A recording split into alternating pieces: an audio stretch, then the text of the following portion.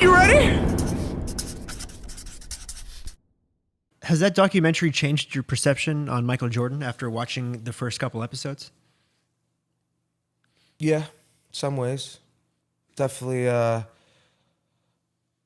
Look, I know his sons. Mm-hmm. One of his sons has a YNK tattoo. He got it with us, like in Toronto. Which one, Marcus? Jeff. Jeff? Yeah. And then Marcus took care of us. Remember we went to the store in Yep. Florida? Yep.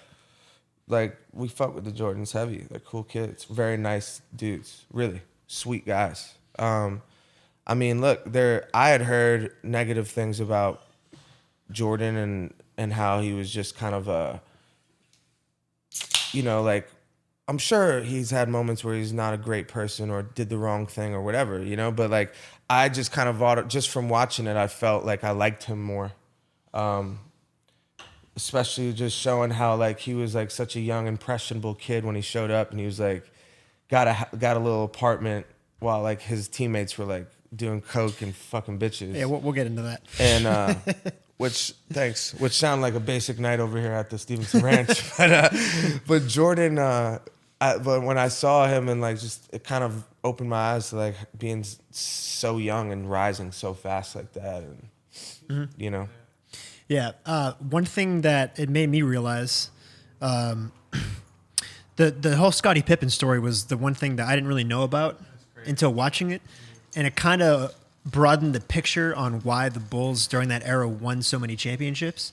And it really, I mean, obviously it was because Michael Jordan was, one of the greatest players ever, but a part of it, and probably a huge part of it, was because Scottie Pippen signed this horseshit deal. He was making about $2 million a year for 7 years straight. No one thought he was going to be as good he was going to be.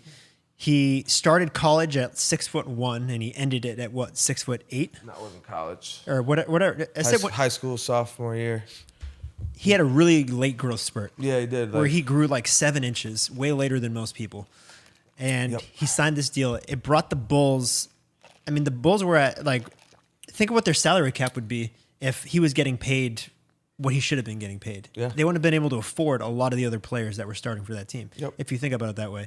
They made a list of like what the starters were getting paid when the Bulls were the best, like during those years in the 90s.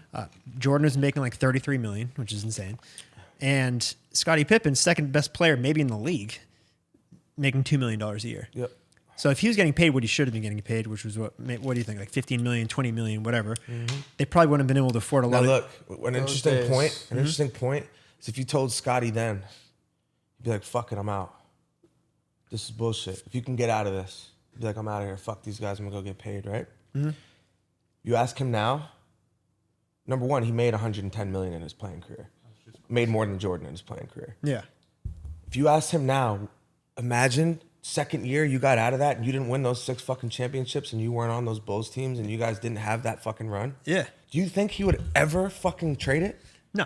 So what I'm saying is even that's a negative thing he was going through. He was very distressed during that time. For He said sure. it. He was arguing, berating the owner, being an asshole, being out of character. Yep. He's pissed off. But now, those were the best years of his life. I know. And it built his whole brand. And then he made all the money after that, I think Like- that's what allowed the Bulls to win so many championships. What was it, 6? Of course. 5 or 6 championships? Sometimes those little sacrifices, like I said it to someone earlier, but just the long game.